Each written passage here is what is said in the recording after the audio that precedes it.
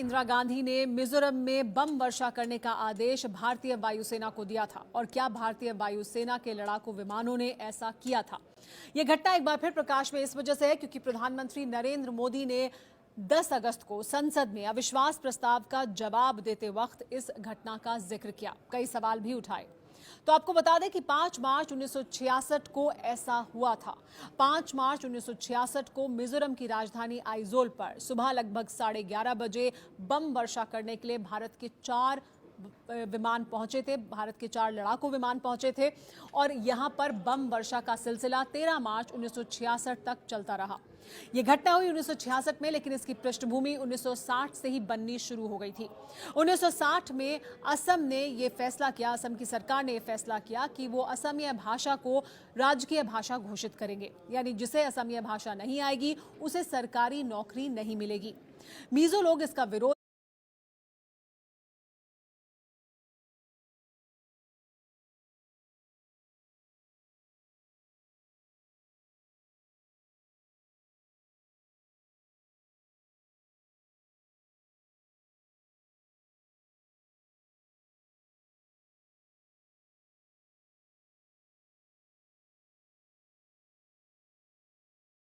कर रहे थे और इसी वजह से 28 फरवरी 1961 को मिजो नेशनल फ्रंट की स्थापना की गई।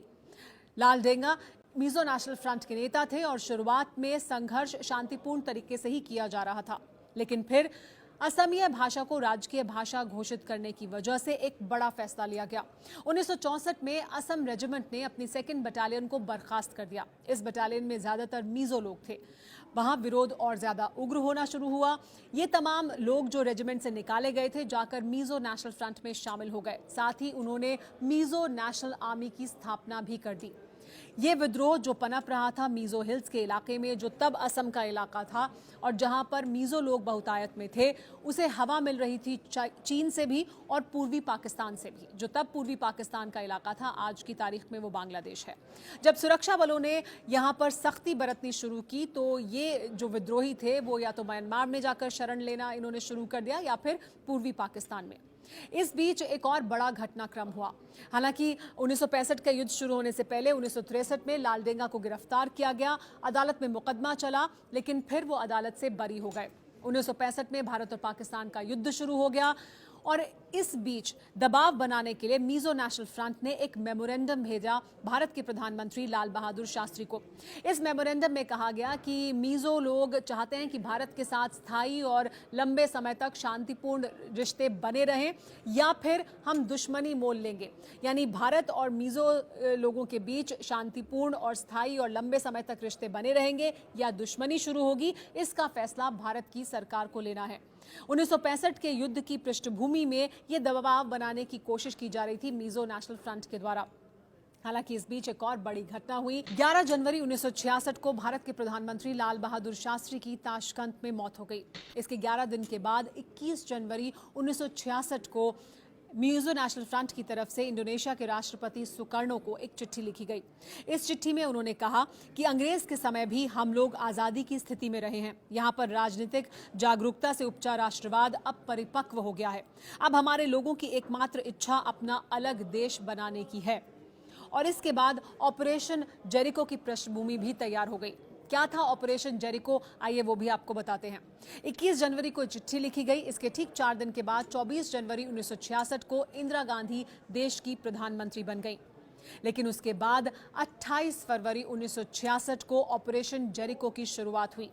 ऑपरेशन जेरिको में मिजो नेशनल फ्रंट के उग्रवादियों ने भारतीय सुरक्षा बलों को मिजोरम से बाहर खदेड़ने का फैसला किया और इस ऑपरेशन की शुरुआत की।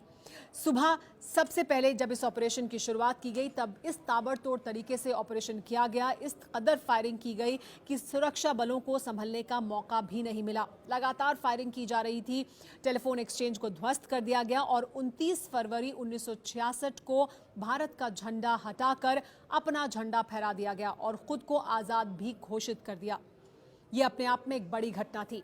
इंदिरा गांधी देश की नई प्रधानमंत्री बनी थी और इसके बाद 5 मार्च 1966 को फैसला लिया गया कि भारतीय वायुसेना यहां पर जाकर हमला करेगी, बम वर्षा करेगी, क्योंकि किसी भी सूरत में यहां तक हथियार नहीं पहुंचाए जा पा रहे थे। भारतीय सुरक्षा बल वहां फंसे हुए थे, हथियारों की सप्लाई नहीं हो पा रही थी क्योंकि लगातार फायरिंग की जा रही थी। ऐसी विकट स्थिति में भारतीय वायुसेना का इस्तेमाल किया गया। भारतीय वायुसेना ने बम वर्षा शुरू की मिजोरम में और 13 मार्च 1966 तक यह घटनाक्रम चलता रहा। इसके बाद क्योंकि बम वर्षा इतनी जबरदस्त तरीके से की गई थी, वहां पर बहुत उथल पुथल हुई। मिजो लोग ज्यादातर पहाड़ियों की तरफ चले गए और फिर भारतीय सुरक्षा बल इस इलाके में पहुंचकर अपना कब्जा स्थापित कर पाए।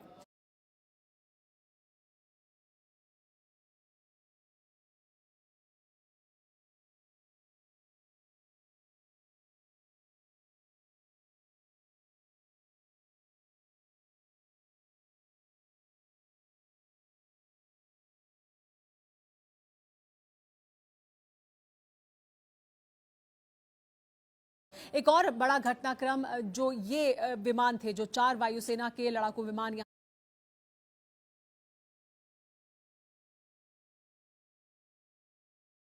पहुंचे थे, जिन्होंने बम वर्षा की, उसका एक और इंटरेस्टिंग फैक्ट है। इसमें 2 पायलट ऐसे थे जो बाद में चलकर भारतीय राजनीति में स्थापित हुए बड़े नेता के तौर पर, एक राजेश पायलट और दूसरे सुरेश कलमाड़ी। लेकिन ये जो सिलसिला शुरू हुआ, उसके बाद सैम मानेकशॉ के साथ मिलकर इंदिरा गांधी ने एक और बड़ा प्लान बनाया। प्लान ये था कि शांति की स्थापना की जाए, लेकिन शांति की स्थापना करने के लिए बड़ा प्लान ये बनाया गया कि ज्यादातर गांवों का पुनर्गठन किया गया। यानी मिजोरम में सभी गांवों का पुनर्गठन कर दिया गया और मिजो लोगों को सड़क के दोनों ओर बसा दिया गया, यानी सड़क के दोनों ओर इन गांवों को बसा दिया गया। ज्यादातर मिजो लोग विस्थापित हुए। इसकी वजह से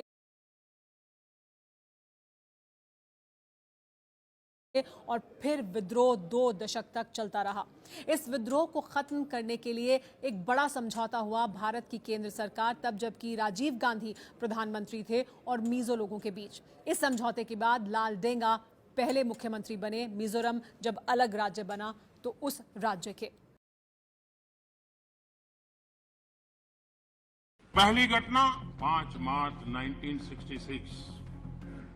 इस दिन कांग्रेस ने मिजोरम में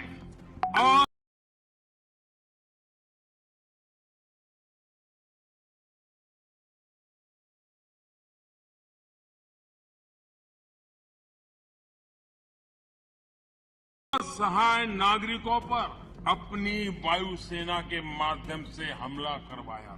कांग्रेस वाले जवाब दे, क्या वो किसी दूसरे देश की वायुसेना थी? क्या मिजोरम के लोग मेरे देश